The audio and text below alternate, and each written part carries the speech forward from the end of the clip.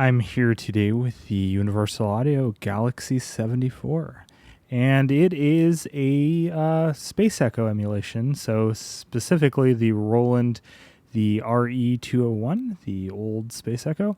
If you've watched my other videos on tape echoes, you know I had one back in the day, many years ago, and I loved it. The only problem was it was getting along in its age, and it was really a pain in the ass to service and keep running, and especially given the climate that I live in, a lot of the mechanical materials just started breaking down over age.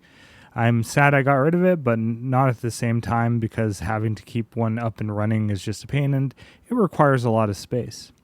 So Universal Audio has one of my favorite reverb pedals here, which is the Golden Reverberator, and I'm going to actually turn it off right now. But the Galaxy 74 is fairly new. I was kind of excited for this. Is it finally a real Space Echo and a pedal? And as you heard from that opening, it really is. It does exactly what I want it to do. I've been disappointed with tape echoes over the past few years.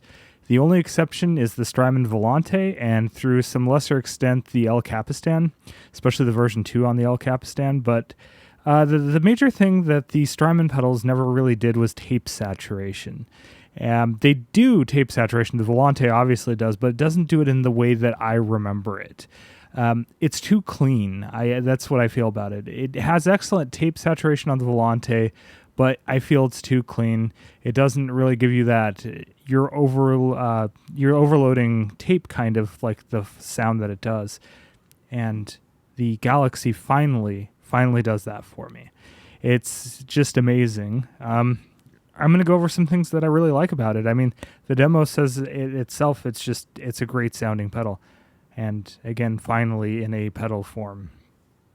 All right, so in the opening, I generally had all the heads turned on my Space Echo, and I would blast the input on that. I would have the needle in the red. I would have the overload light just hammered almost all the time, but I thought it sounded fantastic, and this does that thing. Again, the Volante does its own thing, and it's fantastic at what it does. I'm not getting rid of it, but if you overload that, it sounds warm and nice, but it doesn't sound oversaturated.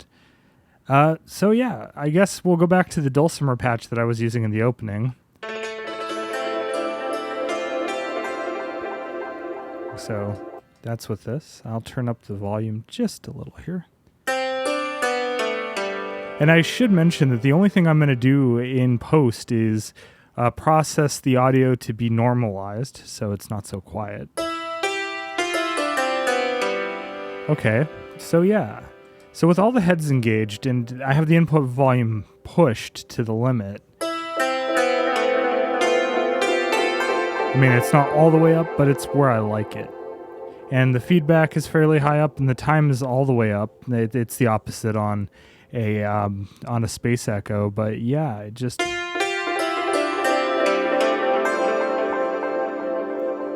I don't know how to explain it. That's why I finally have a pedal to do that for me. It's that whooshing sound that you get where you just oversaturate the tape, and it gives you so much ambience in the background. And then you pair that with an excellent reverb, something like a Lexicon 224, which I wish I had a real one, but the pedal does a fantastic job of that.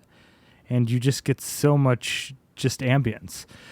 So yeah, let's go over some of the things it can do. Let's just go over the different head combinations. So let's just go to the first head. Pretty cool sounding. And second head.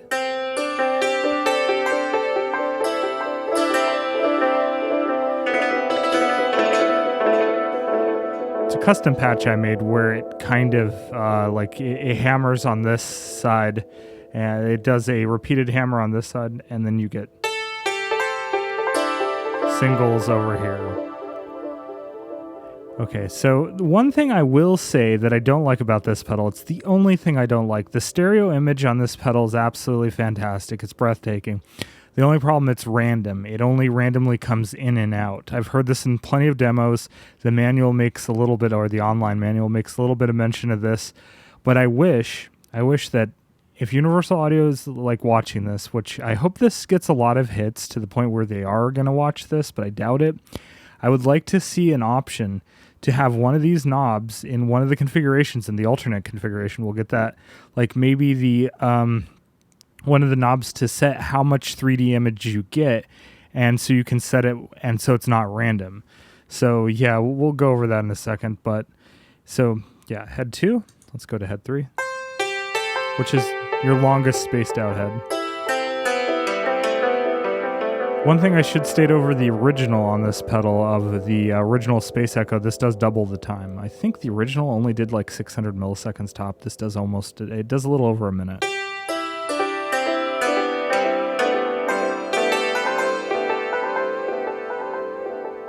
So yeah, we got a lot of wow and flutter emulation. I have the tape age up a little bit. We'll go over those settings in a second. The reverb is your standard spring reverb algorithm. It's very good on this. I like it way more than the Volantes. It's almost usable. Well, let's just go to our other head combinations. So there's head 1 and 2. If you heard right there, there's the stereo that randomly kicks in. Now it's gone. So yeah, I wish that was just something we could keep on at all times. Heads 2 and 3.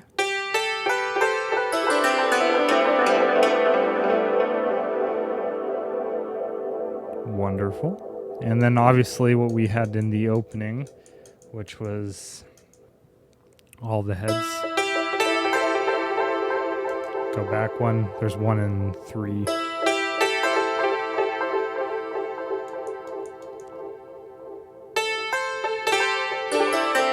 There's the stereo again.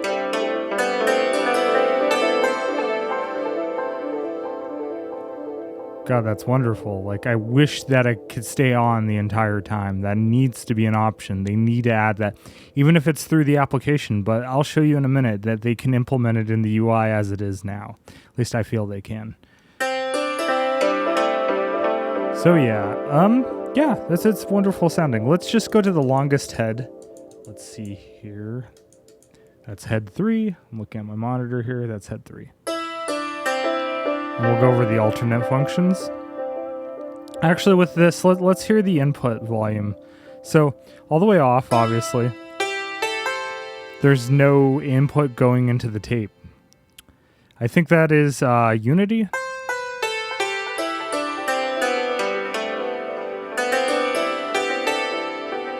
And then where I like to slam it right about here.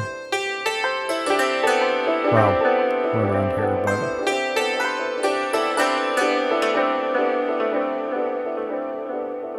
And you get all that warmth, especially with all the heads active, which is just wonderful. So yeah, we have alternate options. We'll keep these face settings for now. And we'll go through the alternate options. So let me just reset the bass and treble to the middle position, which should be normal. And let's go through the tape age. Let's turn the tape age all the way down to clean tape.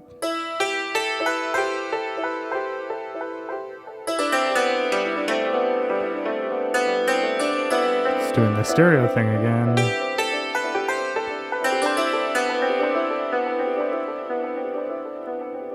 Turn the tape age all the way up. Tape age adds everything. I'm not usually a fan of a knob that does everything, but like all of the tape age settings sound fantastic, so I can't really complain. I wish it was like set out where you have like kind of like the El Cap, where you have tape age versus the biasing versus like splices, things like that. But you know, this is fun because it sounds great.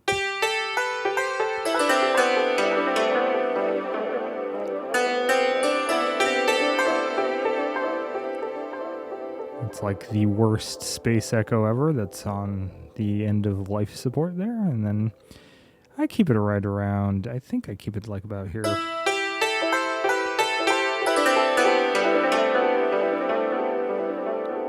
Yeah, that sounds absolutely fantastic. We'll keep it there. So yeah, you have pretty good control of your tape age. I think At the most extreme, it's a little too much, but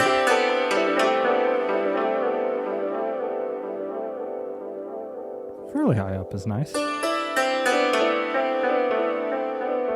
Okay, so yeah, then you have your standard bass and treble controls, something you had in the original as well, and many, many emulations of it, including Boss's own emulations, which are both disappointments, the current ones, the RE-2 and the 202. I had a 202 for a brief period of time. I sent it back without making a video about it because I was just so disappointed with the 202. Yeah. I was also really disappointed with the SDD3000, which I didn't make a video of either and sent that back. Actually, this is what I got in its stead. So yeah. Boss is just not doing good on pedals right now, which is funny because the originals that they made, the Space Echo is so timeless. The original SDD3000 is so timeless, but the pedal forms they just suck. Yeah, so there's my ranting on that. We'll just leave it at that. Let's go back to the main... Oh, so yeah, we're back in the alternate controls. So this has an alternate control, as you see in the bottom, but what I feel that they could do is one of these controls that doesn't have an alternate control in the alternate control mode, like let's just say the volume level, what we could do there, that could be the stereo depth. Maybe you can have the feedback be the randomness of the stereo depth as well. So if you have it to the far right, it's always stereo all the time. It adds stereo modulation. And this could be the width or something like that. That would be cool. Universal Audio would make that happen. Or do it in the app. And then this would be the perfect tape echo. As it stands right now, it's the best in my opinion, but when it comes to RE-201 emulations at least. Yeah, I'm just kind of rambling now about that, but I just wanted to bring that out. So back to the main controls. Yeah, there's not much more to say. It does the ramping thing like a real Space Echo.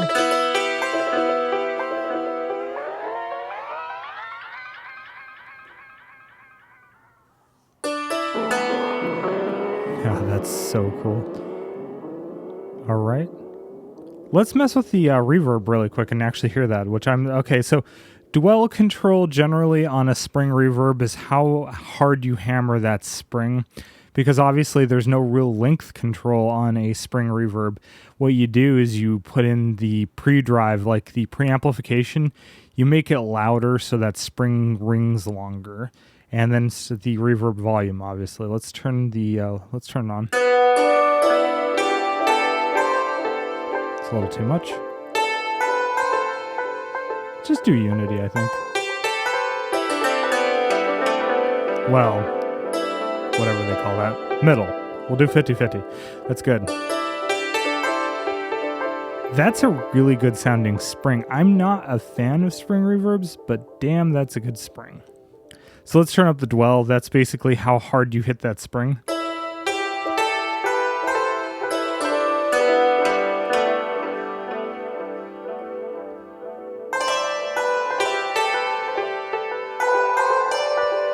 You can hear the splash in that spring just getting hit because it's just vibrating so hard from the amount of input you're putting into it.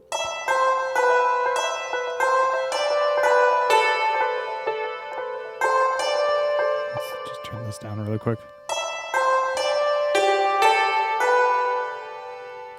Low dwell.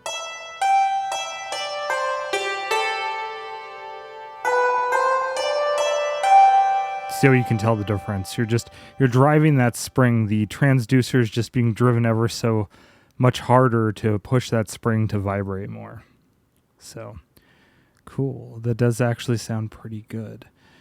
So yeah. Let's go to my string patch. Let's go to the full string. Gotta turn down the volume here. And we're gonna hear where this shines. And this is what you heard in the opening. So I was just noodling around there, kind of giving you a feel for what the pedal sounds like. And let's hear this. So here's my string patch. It's a very complicated one. I'm using all of this. So hey, the new Wave State, the Mark II has been announced, and it has more voices finally. I run into voice stealing sometimes because my patches are so complicated.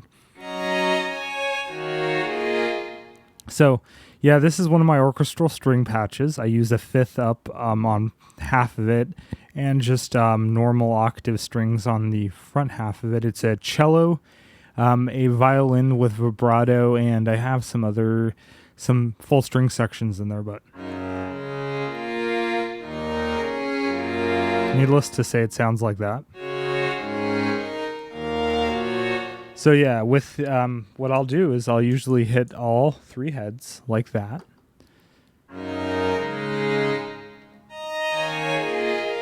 And of course, since you're using a fifth, you want to use a pentatonic scale to make it sound absolutely beautiful. And the easiest pentatonic scale, obviously, is your sharps.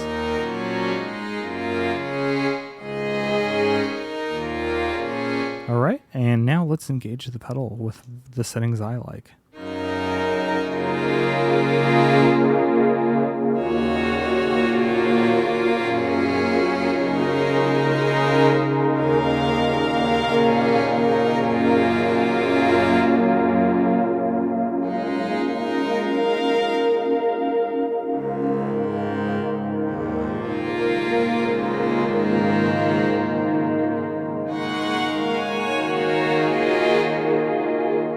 And that long decay where we have the feedback. What I originally liked to do when I had a real Space Echo was hit it right before I reached self-oscillation, and and then really hammer it, and you get that whoosh. I don't know how else to explain it. Just listen.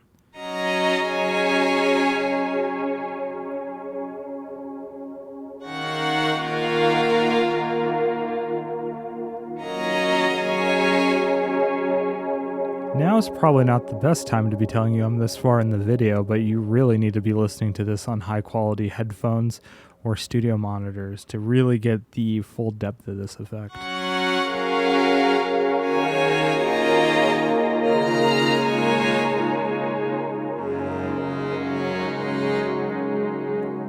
That's the sound I've been missing for years right there.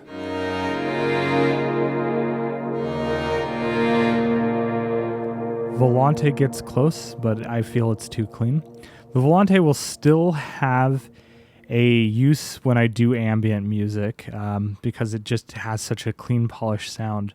But when I need to do more orchestral stuff like this, then I'll absolutely reach for the Galaxy 74 here. I just can't believe they nailed a Space Echo like this. I was to the point where there's an Australian company, I believe they're called Echo Fix. They make replacement parts for real Space Echoes. I was about to sell some of my equipment just to afford one of those because I really was missing out on that sound. Now I just don't have to. It's there. All right, and obviously in the opening you heard it with the golden reverberator. So let's do this. I'm using the Lexicon 224 Hall here, the big Hall, but I don't have a lot of decay there, as you can hear. I have some modulation, of course.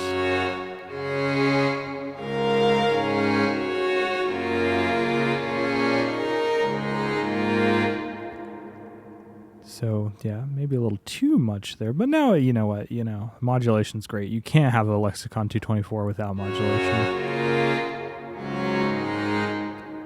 But now we'll turn on the Galaxy to go with it. And it'll just be turned into something completely just wonderful.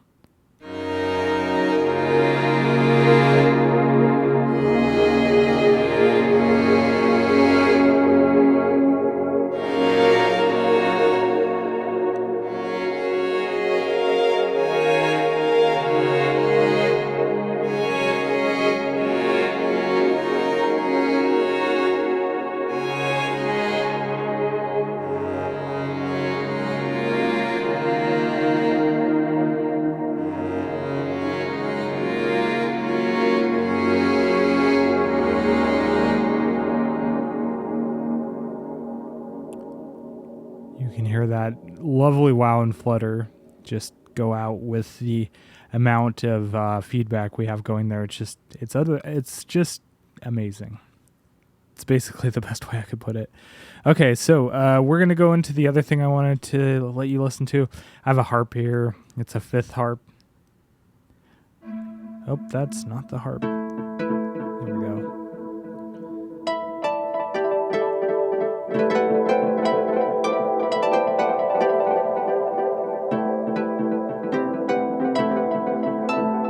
Okay, so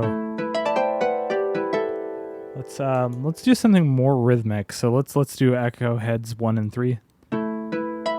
So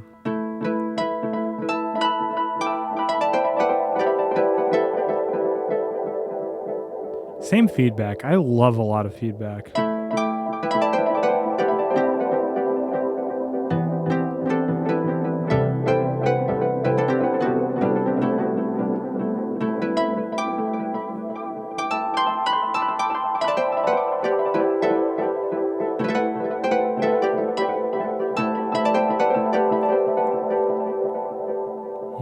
That's just great. So let's just use a single head. Let's use head 3. If you need something even more rhythmic to add space to your sound, single heads are nice. Okay, let's slam the recording level a little more. Whoops, that was out of key.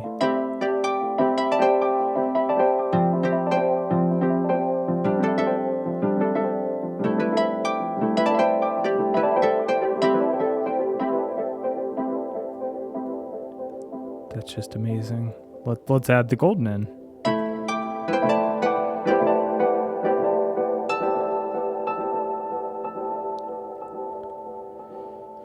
So you get a little extra space, obviously, from the Galaxy, and then you pad it out with the golden here.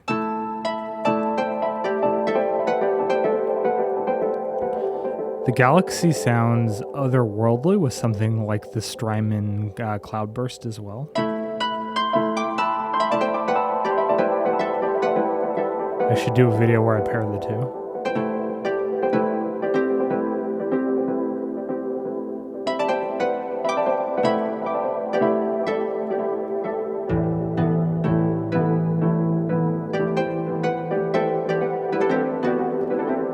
Yeah, so it's just great. Let's hear the rhythmic thing where we have 1 and 3. I think that's 1 and 3 octave. Yeah. With the reverb.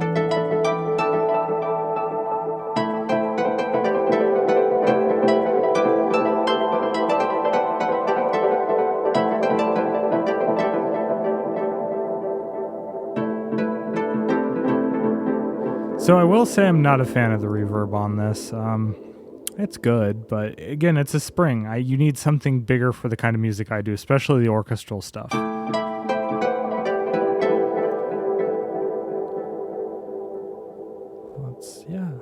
Just wow. I've had this pedal, I believe, since Monday, and I've been playing it with it every evening since I've gotten home, basically, because it's just so amazing and so nostalgic for me. Yeah. I don't know what more to say about it. They finally nailed it. They finally nailed a echo emulation in a pedal. That's perfect for me, or a Space Echo, I should say. So yeah, I'll leave it with that. I'll have some more videos coming up soon with the Galaxy, of course, because I like it so much. I might do a shootout against the Volante. The Volante has a whole different sound to it. The Volante, I feel, is more versatile, and it can do ping-pong-esque echoes where this can't. Hey, Universal Audio, put a ping-pong setting in this too. That would be pretty cool. We'll see what they can do with firmware updates. But yeah, as long as they can put something in there to make the stereo width a constant thing, this will be the best. Well, it is. All right, it is already the best Space Echo emulation I've ever heard. But you do that, and then this is just an ambient powerhouse, I believe.